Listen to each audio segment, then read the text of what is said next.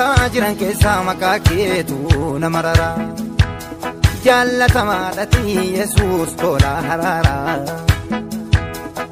maqoota jiran keessa maqaa keetu nama rara jaallatamaadhati Yesuus tola harara ani maqaan koo Zanneen Taarikuun jedhama ana waaqeffadhu waldaa bakkanadha naannoo makanan jiraadha mucaa kanatu baay'ee na jalaa dhukkubsatti ture Hakkan bakaateetu boosee baay'ee boosee saarkaa keessa isaatii saddeetidha. Boosee baay'ee dugdatti baadhee fuudheetaniini baay'ee boosee waraabessi tolchidine jetti. Adurreen nama corte jetti duddi koo hin dhiiga jetti. Baay'ee boosee isaa booda waan an godhu dhabee illee faanum boo'ee namoonni ijoollee baattani baay'een sinitti dhagahamuu danda'a. Baay'ee boo'ee baqa waan an godhu dhabee ganama yeroo kaatu miilli ishee tokko naafatee Abachuu dadhabee miilli ishee tokko waan an godhu dhabee boo'ee mana kibiin geessu jedheetanii guyyaan isaa guyyaa ayyaana sanyii halkanii ture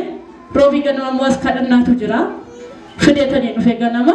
fidee dhufeetanii achirra kaayatanii nan kadhadhee raajiin faasi kadhatanii umarra raajiitti dubbadhee raajiitti dubbannaan maqaa Yesuusiin hafuura budaati jedhanii harkuma isaanii irra kaadhaniitu qabanii madhiisanii maqaa Yesuusiin jedhanii seeraan hin kadhannee fi waan ta'eef hin argamu maaliif hin kadhannee fi raajiin jedheetanii baay'ee mameen garuu yeroon deemu fuudhee garuu umaan jettu xiqquma jette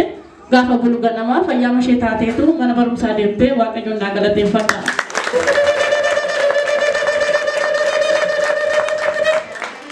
Dhugaatiin kun lammaffaa immoo baay'ee mishuma dhukkuba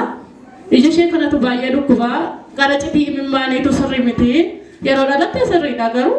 amma guddinuma keessa ta'e beeku mana yaalaa geessinaan baay'ee yeroo nan gadhaadha imimmaanii baay'ee rayyaa isaa booda mana yaalaa geessinaan gara citiitti imimmaaniitu sirrii miti waan ta'eef Phaawulositti riifarii barreessinaafi jedhanii baay'ee rayyaa imimmaan zayitiin asiitii bitadhee qaba guyyaa jimaata ishee mana barumsaa waan ta'eef footoo ishee fidee feetaniin yeroo ijoolleef baasanii kadhatan fuudhee baay'atan harka raajii irra keessisee kadhachiisaafi ture.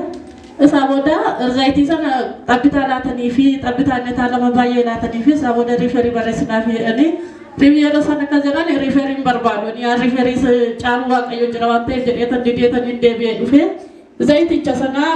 xabbitaa isaan laatan itti gochuuf dhiiseetanii keessa dhangalaasee qodaa sanatti zayita sakadhataa sana godha. Isaa booda galgalaan galas ganama akka isaan ajajan sanatti ani immoo zayitii isaa dibataa sana ija ishee keessa buusa ture. Amma geesse yeroo hundaashisu ishee fayyaadha normaali jedhanii